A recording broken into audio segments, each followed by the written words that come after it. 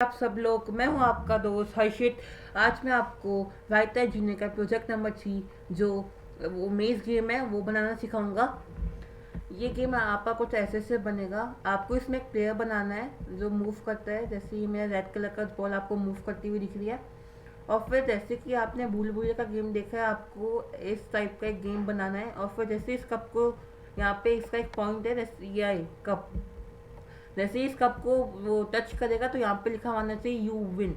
लेकिन अगर आपको यहाँ पे किसी भी जगह टच हुआ, जैसे कि आपको यहाँ पे किसी भी कार्डबोर्ड से टच हो गया, तो ये वापस अपनी पोजीशन पे रिसेट हो जाएगा। जैसे कि ये देखिए, ये टच हो गया यहाँ पे, ये यहाँ पे टच हो गया तो वापस अपनी पोजीशन पे हो गया।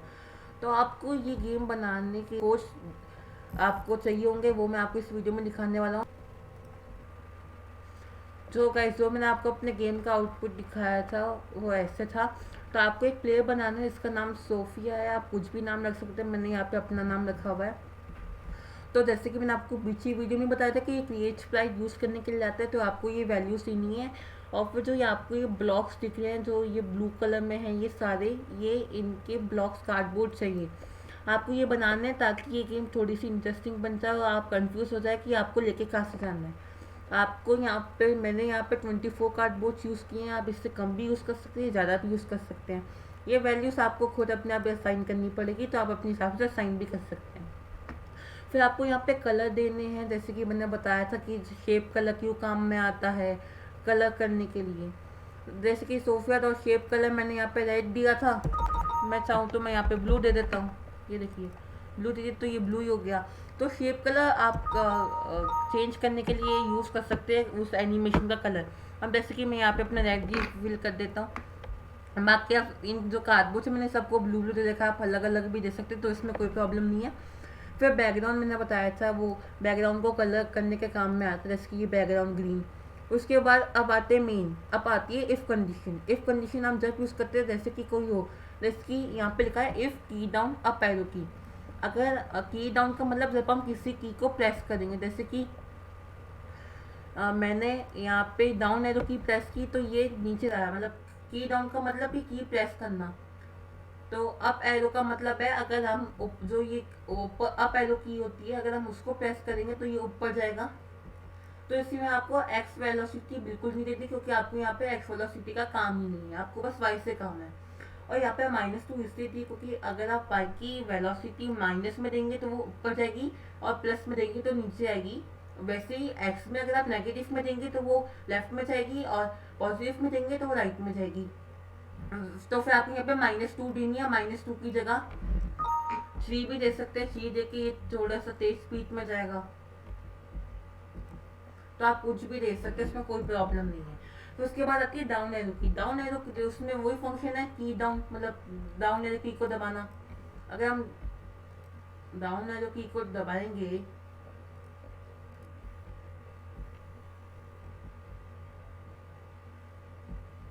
डाउन एरो की को दबाएंगे तो ये नीचे आएगा ऐसे। तो वही है। तो फिर जैसे कि मैंने आपको अभी बताया कि आपको पॉजिटिव में देनी है, क्योंकि पॉजिटिव में देने से जो ये प्रोजेक्ट है आपका वो नीचे रहेगा डाउनवर्ड पोजीशंस में। तो फिर आपको वैसे देनी है और एक्स वैसे ही देनी। लेकिन अब जो ये आया की डाउन लेफ्ट, मतलब लेफ्ट एरो की को जब हम प्रेस करेंगे तो ये लेफ्ट में जाना चाहिए। तो उसके लिए आपको वाई नहीं देनी और एक्स देनी, क्योंकि हमको इसको हॉरिजॉन्टली मूव करना है। तो अगर आप नेगेटिव में देंगे तो ये लेफ्ट में जाएगा, पॉजिटिव में देंगे तो ये राइट में जाएगा। तो आप अपने हिसाब से इसकी वैल्यू चेंज भी कर सकते हैं, या जो मैंने दे रखी है वो कर सकते हैं।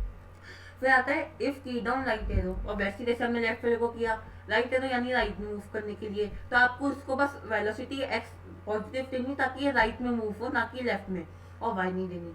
अब आती है इफ सोफिया डॉट इस टचिंग। इस टचिंग का मतलब ये है कि अगर हमको यहाँ पे इस टचिंग हमने इसलिए दिया क्योंकि अगर जो ये हमारा प्लेयर है सोफिया, अगर ये किसी भी कार्डबोर्ड को टच करे तो ये वापस अपनी नॉर्मल पोजीशन पे रीसेट हो जाए। अगर आप यहाँ पे देखेंगे, जैसे कि मैं आपको रिमूव करके दिखाता हूँ, जैसे कि मैंने यहाँ पे जैसे बताया, तो यहाँ पर है इस सेटिंग टारगेट, और हम यहाँ से चेक भी कर सकते हैं इसको यूज कैसे करना है। तो आपको एक टारगेट स्पेसिफाई करना है कि आपको इसको किससे टच करवाना है, और ताकि वो वापस अपनी पोजीशन में आ जाए। तो आप फिर मैंने यहाँ पे अपनी एक्स और वाई की दे दी, ताकि जब ये कार्डबोर्ड इसके टच हुए तो ये इसी पोजीशन पे वापस आ जाए। ये देखिए, ये देखिए, ये इसके टच हुआ तो ये वापस इसी पोजीशन में आ रहा है। तो फिर आपको अपनी जैसे कि यहाँ पे जो मैंने यहाँ पे एक्स और वाई की वैल्यू दी थी, आपको वही वैल्यू देनी है। आप चाहे तो चेंज भी कर सकते हैं। फिर आपको इसी तरह करते करते सभी कार्डबोर्ड्स की वैसी ही देनी है, एक्स और वाई बस सेम रखना है, बस कार्डबोर्ड के जो ये हैं ये चेंज करने हैं आपको, बाकी आपका फंक्शन सेम रहेगा। अब यहाँ पे आता है क्रिएट एच स्प्लाइस। मैंने आपको पहले बताया था एच स्प्लाइस काम में क्यों आती है, ताकि जो यहाँ पे एक एजिस बन जाए। तो यहाँ पे कोई काम था नहीं, लेकिन मैंने यूज कर लिया। फिर यहाँ पे आता है स्ट्रोक येलो। अब ये येलो यहाँ पे इसलिए यूज किया क्योंकि यहाँ पे आप देख सकते हैं हमने कप बनाया था लास्ट में, वेरिएबल कप। और ये कप यहाँ, और ये कप है यहाँ पे, देख सकते हैं आपको येलो कलर का उसके ऊपर कप लिखा हुआ दिख रहा होगा। तो ये हमने बनाया था ताकि जब भी सोफिया, ये इसका रीचिंग पोजीशन है, मतलब जहाँ पे ये अगर सोफिया इस गेम को, मतलब इस कप को टच करेगी तो ये गेम जो है ये ओवर हो जाएगा, मतलब आप जीत जाएंगे। जैसे कि ये देखिए, तो यहाँ से आपको लेके जाना है और कप के टच होते ही आया यू विन। तो ये हमारा एक टारगेट है कि हमको यहाँ पे लेके जाना है। तो आपको उसके लिए कलर मैंने स्ट्रोक येलो दिया क्योंकि मेरे को यहाँ पे कप डिफाइन करना था। अगर मैं फिल भी देता तो भी उसमें हो जाता, मैंने स्ट्रोक दिया कि स्ट्रोक ज़्यादा अच्छा लग रहा था, तो स्ट्रोक दिया ताकि जो ये कप लिखा हुआ दिख रहा है आपको, इसके ना आसपास एक येलो कलर की आउटलाइन दिख रही होगी, इसलिए दिया मैंने, ताकि ये एक वो कप ना एक अलग से दिखे, इसलिए। फिर यहाँ पे टेक्स्ट साइज आपको कितना बड़ा चाहिए, जैसे कि मैंने यहाँ पे 20 दे रखा, अगर मैं 30 करूँगा तो ये बड़ा हो जाएगा। देखिए पहले से बड़ा हो गया, और कम करूँगा 10 करूँगा तो ये और छोटा हो जाएगा। तो आप 20 ही रखिएगा, ये बिल्कुल सही है, फिट हो रहा है। फिर टेक्स्ट मैंने दिया कप, क्योंकि मेरे को कोई नाम देना, अगर मैं कप की जगह यहाँ पे कुछ और देता, जैसे कि मैं यहाँ पे आपको क्लाउन देता तो ये नाम चेंज हो सकता। तो आपको ये स्ट्रिंग है जिसमें आपको नाम देना है कि आपको इसका नाम क्या रखना है, तो आप कुछ भी रख सकते हैं। मैंने कप रखा, वो ज़्यादा अच्छा लगता। फिर अभी आती है कि ये दो वैल्यूज किस काम की आती है। अब जो ये वैल्यू है ये आती है आपकी ये एक्स एक्सिस के काम में, और ये जो दूसरी आती है आपकी वाई एक्सिस के काम में। देखिए यहाँ पे आपको दिखा भी देता हूँ, ये मेरी है 355 और 339। अगर आप इसको वो चेंज करेंगे अपने, जैसे कि 339 की जगह 359 करूँगा, तो देखिए ये जो कप लिखा हुआ था वो यहाँ से यहाँ आ गया, और अगर मैं जो इसकी वैल्यू है ये मैं कम कर दूंगा तो ये ऊपर चला जाएगा। तो आपको इसकी वैल्यू आपके हिसाब से, जैसे आपने बनाया है उसके हिसाब से आपको डालनी है। आप चाहे तो ये भी डाल सकते हैं या चेंज भी कर सकते हैं। तो ये हो गया पहली बात। फिर स्ट्रोक येलो एक्सरसाइज के लिए, यहाँ पे जैसे कि देख रही है यहाँ पे मेरा नाम लिखा हुआ हर्षित, ये यहाँ पे भी मैंने स्ट्रोक येलो यूज किया। कुछ भी यूज कर सकते थे, रेड भी यूज कर सकते थे, ब्लू भी कर सकते थे, आरजीबी भी कर सकते थे, कुछ भी। टेक्स्ट साइज वही बड़ा करने के लिए, छोटा करने के लिए। फिर वैसे ही वो स्ट्रिंग एक्स एक्सिस और वाई एक्सिस। तो फिर जब आप ये पूरा बना लेंगे तो आपके इस गेम का आउटपुट ऐसे आएगा, मतलब अगर आप लेफ्ट एरो की प्रेस करेंगे तो लेफ्ट में जाएगा, डाउन तो डाउन, राइट तो राइट, और अप तो अप। और जैसे ही किसी भी कार्डबोर्ड का टच करेगा तो आपका ये वापस अपनी उसी पोजीशन पे आएगा, क्योंकि आपने डॉट इस टचिंग यूज किया। और फिर यहाँ पे आपको एक यू विन का भी डालना था, जो कि यहाँ पे डाला हुआ है मैंने इस फंक्शन में। अगर सोफिया कप को टच करती है तो एक बड़े सा स्ट्रोक जो रेड कलर का होगा वो आना चाहिए।